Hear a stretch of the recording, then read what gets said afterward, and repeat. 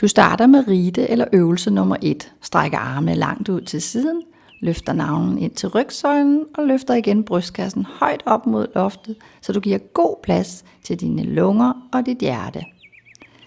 Rotationen foregår højre om. Det er det, vi kalder den maskuline side. Du roterer 3, 5, 7 eller 9 gange, når du er nybegynder. Når du slutter stillingen, stiller du dig i en bredstående stilling og sætter dine hænder ind foran dig, så håndfladerne bliver samlet, og du kigger ned på tommetotten. Rite eller øvelse nummer 2.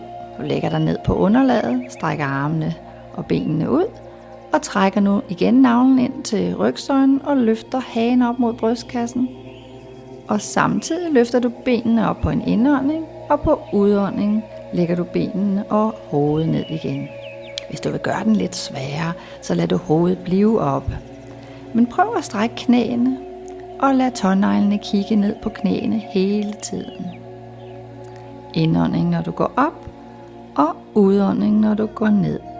Hele tiden skal navlen ind til rygsøjlen. Rite nummer 3. Underbøj dine tæer, og stil dig nu med knæene på måtten. Pres lysken frem, og ligesom få ballerne ind i kroppen, og baglårene arbejder sig frem mod forlårene. Du har en indånding her, og en udånding, når du går tilbage, og ligesom presser fingrene ind i lårene.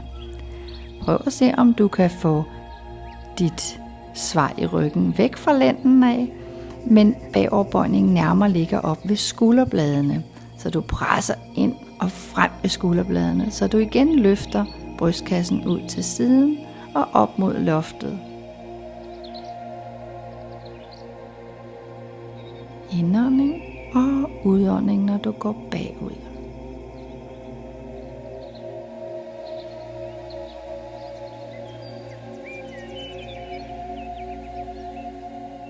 Nogle mennesker vil gerne have en indånding, når de går bagud. Du må eksperimentere lidt med, hvordan dit åndedræt er.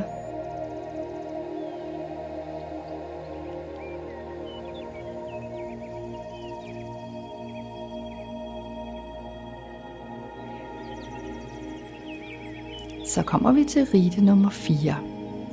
Her er det vigtigt at finde ud af, hvordan dine hænder skal være. Så her giver jeg dig lige et par eksempler. Men håndfladen skal være ud for hoften. Prøv at placere fødderne godt i gulvet.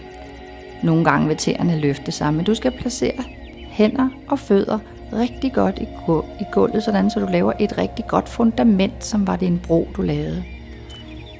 Jeg viser dig lige igen, at der skal være afstand mellem fødderne, og her sætter jeg hænderne, så du kan se, hvilken vej de kan vende. Her har du en udånding, og her har jeg indåndingen. Prøv hver gang du kommer ned og sidde og får din hage helt ind til brystkassen, så du rigtig strækker din nakke lang. Og når du går op her, har du en udånding, og så løfter du sædet op og strammer navlen ind til rygsøjlen. Du skal være lige så stærk og stabil, så der kunne være nogen, der kunne sidde på dig. Det er en rigtig god og stærk stilling. Indånding og udånding, når du går op. Sidste rite. Her kan du se, at jeg underbøjer tæerne og sætter lille tåen helt ud på måttens yderkant. Håndfladerne sidder lige ud for brystet. Så kommer jeg op i et rigtig langt valpestræk, og du vil formentlig ikke kunne få hælene ned i gulvet.